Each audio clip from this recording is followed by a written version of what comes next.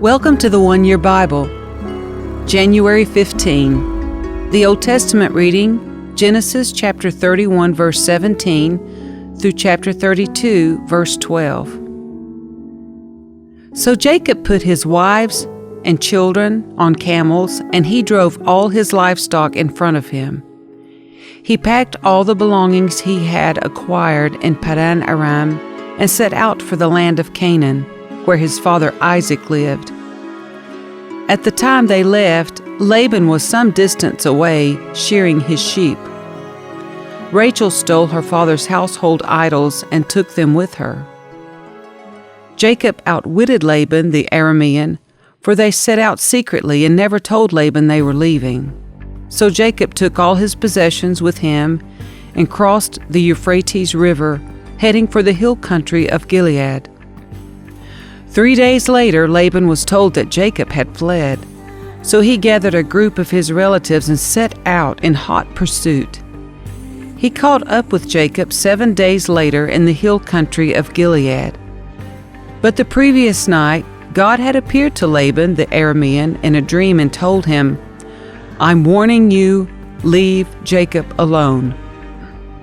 Laban caught up with Jacob as he was camped in the hill country of Gilead, and he set up his camp not far away from Jacob's. "What do you mean by deceiving me like this?" Laban demanded. "How dare you drag my daughters away like prisoners of war? Why did you slip away secretly? Why did you deceive me? And why didn't you say you wanted to leave? I would have given you a farewell feast with singing and music, accompanied by tambourines and harps. Why didn't you let me kiss my daughters and grandchildren and tell them goodbye? You have acted very foolishly. I could destroy you, but the God of your father appeared to me last night and warned me, 'Leave Jacob alone.' I can understand your feeling that you must go and your intense longing for your father's home, but why have you stolen my gods?" "I rushed away because I was afraid," Jacob answered. "I thought you would take your daughters from me by force. But as for your gods, see if you can find them and let the person who has taken them die. And if you find anything else that belongs to you, identify it before all these relatives of ours, and I will give it back."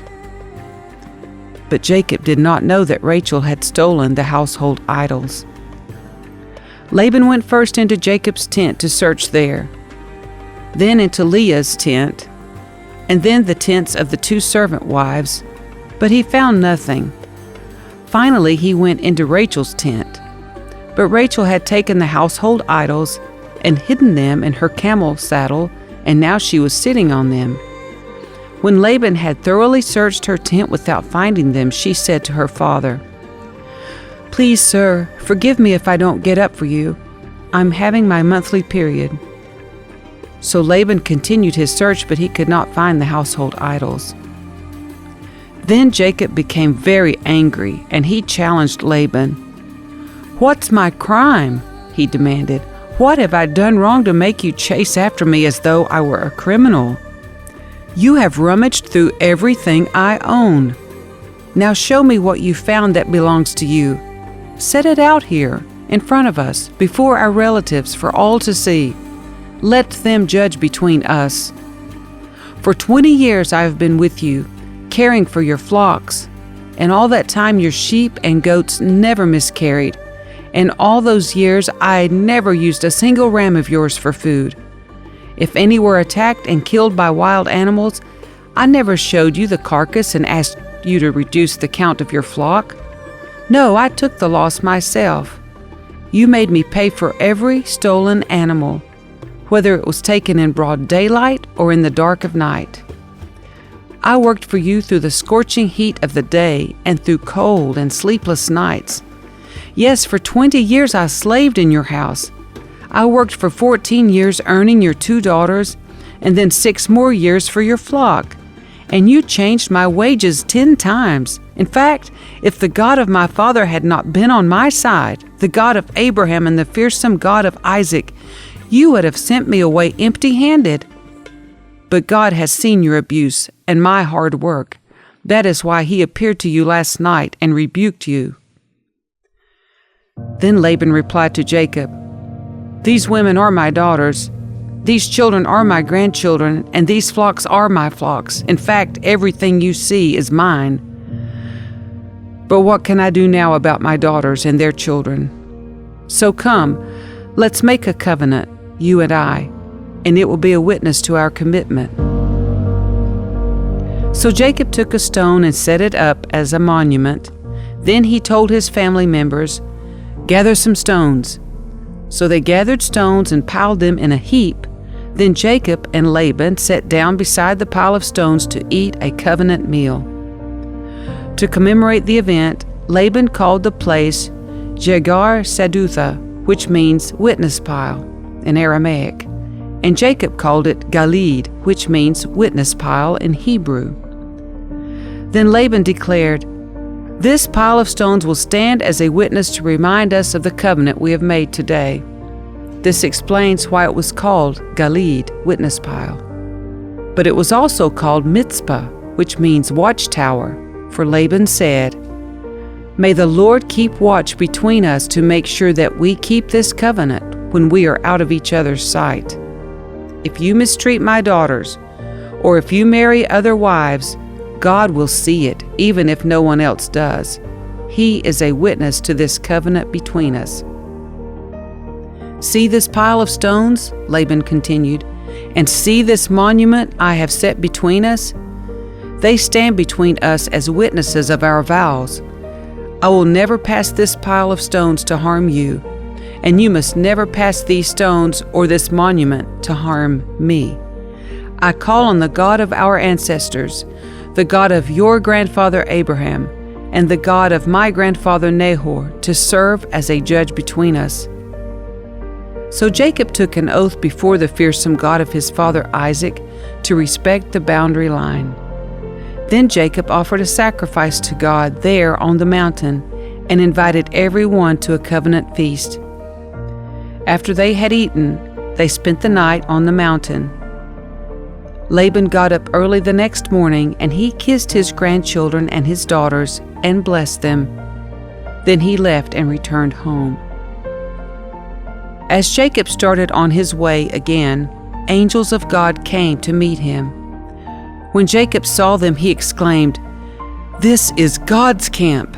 So he named the place Mahanaim. Then Jacob sent messengers ahead to his brother Esau, who was living in the region of Seir in the land of Edom. He told them, "Give this message to my master Esau. Humble greetings from your servant Jacob. Until now, I have been living with Uncle Laban, and now I own cattle, donkeys, flocks of sheep and goats, and many servants, both men and women. I have sent these messengers to inform my lord of my coming, hoping that you will be friendly to me." After delivering the message, the messengers returned to Jacob and reported, "We met your brother Esau, and he is already on his way to meet you, with an army of 400 men." Jacob was terrified at the news. He divided his household, along with the flocks and herds and camels, into two groups. He thought, if Esau meets one group and attacks it, perhaps the other group can escape. Then Jacob prayed, "O God of my grandfather Abraham, and God of my father Isaac, O Lord, you told me, return to your own land and to your relatives, and you promised me, I will treat you kindly. I am not worthy of all the unfailing love and faithfulness you have shown to me, your servant. When I left home and crossed the Jordan River, I owned nothing except a walking stick. Now my household fills 2 large camps. O Lord, please rescue me from the hand of my brother Esau. I am afraid that he is coming to attack me, along with my wives and children. But you promised me, I will surely treat you kindly, and I will multiply your descendants until they become as numerous as sands along the seashore, too many to count."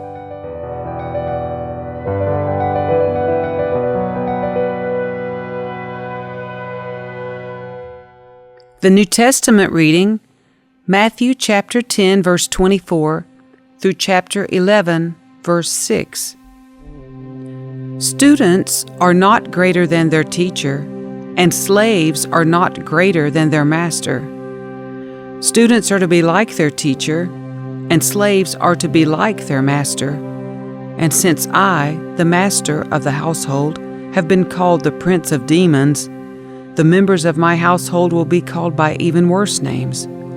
But don't be afraid of those who threaten you, for the time is coming when everything that is covered will be revealed, and all that is secret will be made known to all. What I tell you now in the darkness, shout abroad when daybreak comes. What I whisper in your ear, shout from the housetops for all to hear. Don't be afraid of those who want to kill your body. They cannot touch your soul. Fear only God, who can destroy both soul and body in hell. What is the price of 2 sparrows? 1 copper coin? But not a single sparrow can fall to the ground without your Father knowing it. And the very hairs on your head are all numbered. So don't be afraid. You are more valuable to God than a whole flock of sparrows. Everyone who acknowledges me publicly here on earth, I will also acknowledge before my Father in heaven. But everyone who denies me here on earth, I will also deny before my Father in heaven. Don't imagine that I came to bring peace to the earth. I came not to bring peace, but a sword. I have come to set a man against his father, a daughter against her mother, and a daughter-in-law against her mother-in-law. Your enemies will be right in your own household. If you love your father or mother more than you love me, you are not worthy of being mine. Or if you love your son or daughter more than me, you are not worthy of being mine. If you refuse to take up your cross and follow me, you are not worthy of being mine. If you cling to your life, you will lose it. But if you give up your life for me, you will find it. Anyone who receives you receives me, and anyone who receives me receives the Father who sent me. If you receive a prophet as one who speaks for God, you will be given the same reward as a prophet. And if you receive righteous people because of their righteousness, you will be given a reward like theirs. And if you give even a cup of cold water to one of the least of my followers, you will surely be rewarded. When Jesus had finished giving these instructions to his 12 disciples, he went out to teach and preach in towns throughout the region. John the Baptist, who was in prison, heard about all the things the Messiah was doing. So he sent his disciples to ask Jesus, "Are you the Messiah we've been expecting? Or should we keep looking for someone else?" Jesus told them, "Go back to John and tell him what you have heard and seen. The blind see, the lame walk, those with leprosy are cured, the deaf hear, the dead are raised to life, and the good news is being preached to the poor." And he added, "God blesses those who do not fall away because of me."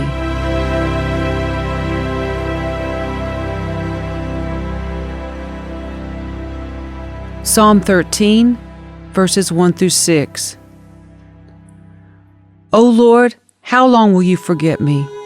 Forever? How long will you look the other way? How long must I struggle with anguish in my soul, with sorrow in my heart every day? How long will my enemy have the upper hand? Turn and answer me, O Lord my God. Restore the sparkle to my eyes, or I will die. Don't let my enemies gloat, saying, "We have defeated him." Don't let them rejoice at my downfall. But I trust in your unfailing love. I will rejoice because you have rescued me. I will sing to the Lord because He is good to me. Proverbs 3, verses 16 through 18. She, wisdom, offers you long life in her right hand, and riches and honor in her left. She will guide you down delightful paths. All her ways are satisfying. Wisdom is a tree of life to those who embrace her. Happy are those who hold her tightly.